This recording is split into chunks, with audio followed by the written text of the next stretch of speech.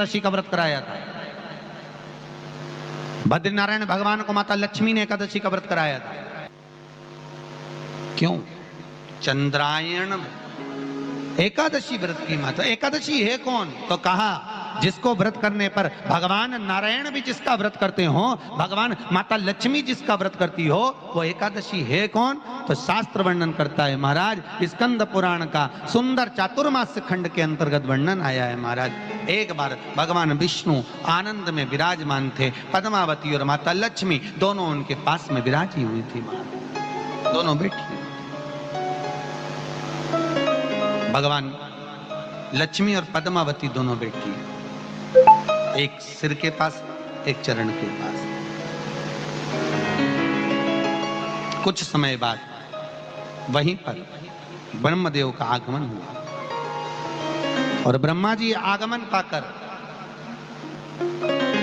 भगवान नारायण पद्मावती से लगकर उठे और उठकर लक्ष्मी की ओर झुके।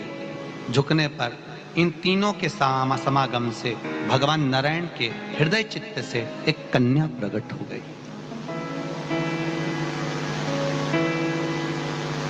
उस कन्या का नाम एका था। क्या नाम था?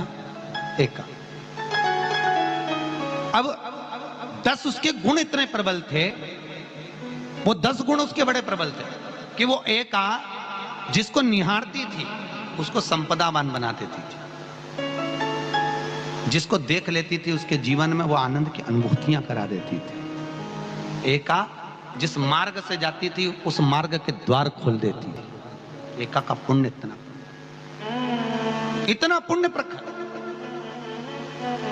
पद्मावती और लक्ष्मी ने कहा महाराज ये बेटी आपके द्वारा निर्मित हुई है, इसका कन्यादान करना चाहिए। हमारे यहाँ हिंदू धर्म में रीति है, जिस दिन कन्यादान करा जाता है उस दिन व्रत रखा जाता है। अब आजकल रखते कि नहीं रखते मालूम नहीं, और कन्यादान करते समय व्रत रखा जाता है। व्रत रखना, एका का कन्यादान करना है। भगवान बोले कन्यादान करें, किसको दें? एका किसको दी जाए? एका प्रदान किसको करी जाए? पुण्यता किसको दी जाए? भगवान नारायण ने उसी समय लक्ष्मी और पद्मा से पूछा, तुम बताओ। पद्मा लक्ष्मी दोनों एका से पूछी, एका बताओ इसका पुण्य हम आपका हस्त कमल आपको प्रदान किसको करें, हम किसको दें? एका कहती है पिताजी। भगवान से कहती है नाथ कृपा करिएगा, मेरे को अगर प्रदान करना चाहती हो, अगर मुझे देना चाहते हो तो एक काम करो, एक काम करो। यदि आप देना चाहते हो तो भगवान एक काम, माता ने कहा कि पिताजी अगर कुछ देना चाहते हो तो ऐसी कृपा करो, संसार के मनुष्य अगर मृत्यु लोक में आकर के अंदर 2 एकादशी का भी पुण्य भाग अगर ग्रहण करते हैं तो ये एका उनकी होती है और वैकुंठ का राह खोल देती है। इनके जाने से पहले अगर मैं प्रवेश करती हुई जाऊंगी और इनके मार्ग को सुलभ बनाती हुई जाऊंगी। वो एका 10 गुण के कारण एका सबसे पहला नियम एकादशी व्रत का सबसे पहला नियम है कि आप जिस दिन व्रत करो उसके एक दिन पहले भक्ति का संचार इस हृदय में करो। भक्ति का संचार इस हृदय में कर लीजिए। जिस दिन आप व्रत करो, जैसे एकादशी का व्रत कर रहे हो तो दशमी के दिन शाम का समय जब आवे, रात्रि जब होने लगे, शाम का समय आवे और रात्रि का आप जब भोजन ग्रहण करो तो उस भोजन में कोई ऐसा पदार्थ ग्रहण मत करिए जिस पदार्थ के कारण आपकी एकादशी बिगड़ जाए।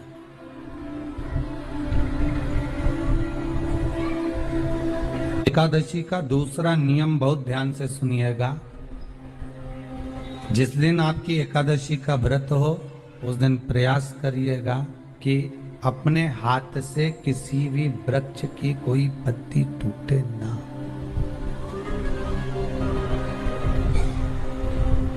अपने हाथ से किसी भी वृक्ष की, पौधे की किसी भी वृक्ष की पत्ती अपने हाथ से ना टूटे।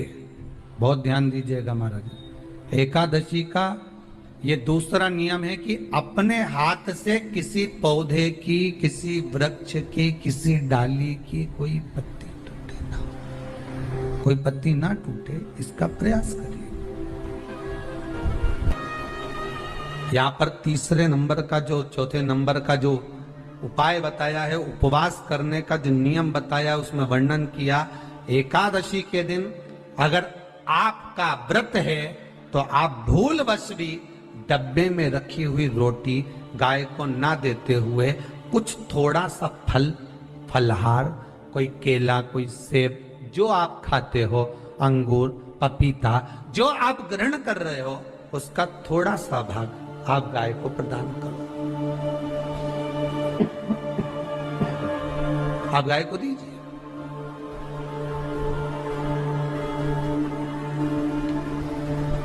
रोटी ही दिए, डब्बे में से निकाल के ले गई, गाय आई है, रोटी देना, देव मना नहीं। बाकी के दिन आप आपके बेटे से कह दो रोटी दिया बेटा जा, पर आप अपने हाथों से, आपका व्रत है तो आप फलाहार आप कर रहे हो, तो फलाहार का ही दान गौ माता को दीजिए। पांचवा वर्णन किया चतुर्थ भाव में, बन सके जितना एकादशी के दिन भगवान का ओम नमो भगवते वासुदेवाय का जाप करें, या अपने गुरु मंत्र का स्मरण करें, या जो मंत्र आपके हृदय में समाहित हो, श्री शिवाय नमस्तुभ्यम, ओम नमः शिवाय, राम कृष्ण शिव, जो मन पड़े उसका भजन करें, पर दिल से करें। जितनी देर करते बने उतना देर। माला पकड़ने की भी जरूरत नहीं कि माला पकड़ के बैठता हूं तो घट की जिब्या से जप लो, नहीं जी वही उत्तम ही पूरा हो जाए, वही बहुत। महाराज पांचवा नियम कहा, जिस दिन आपका व्रत रहे किसी निंदक से बात ना करें। निंदक जानते हो? भाई दूज के दिन, दिवाली की जो भाई दूज होती है ना, होली दिवाली की जो दूज होती है, उनमें ऐसा गोबर का भाई दूज बनाते हैं और पास में चुगल खोर भी बना है, और चुगल खोर के ऊपर ऐसा भाटा धर है, एक पत्थर। अब तुम्हारे उधर रखे कि नहीं रखे हमें नहीं मालूम रहे हो, जितने आस्था पे सुन रहे हो, पर हमारे इधर तो ऐसा रहता है, गोबर का भाई बहन बनाए और उसकी पूजन करे, उसके पास में गोबर का चुगल चोर भी बनाए, उसके ऊपर बाटा धर। कथा वर्णन कर रही है, निंदक से बात ना करे।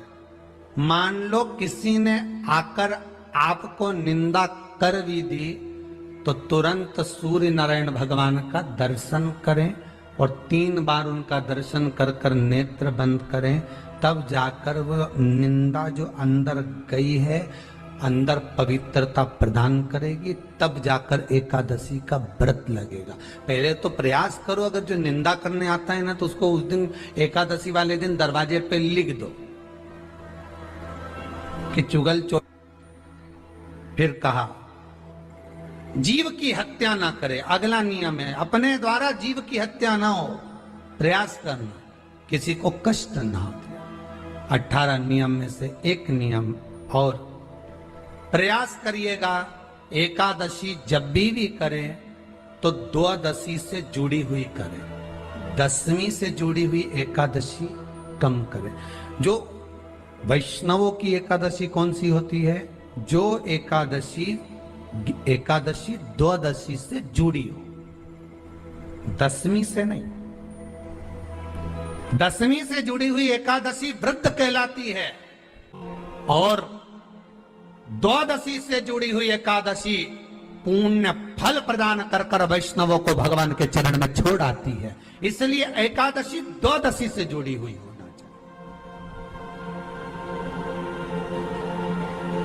वैष्णव एकादशी। फिर अगला वर्णन किया गया, महाराज शास्त्र कहता है, अगला वर्णन जो किया गया उसमें बताया,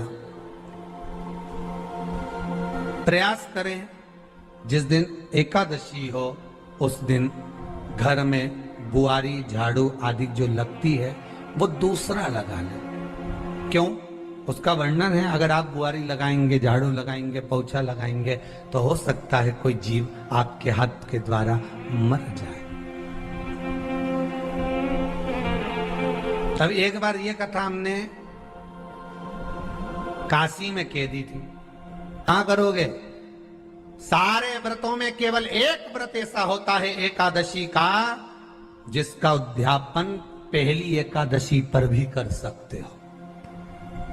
सारे उद्यापन में केवल एक उद्यापन ऐसा होता है, सारे व्रतों में एक व्रत का उद्यापन ऐसा होता है, वो है एकादशी का।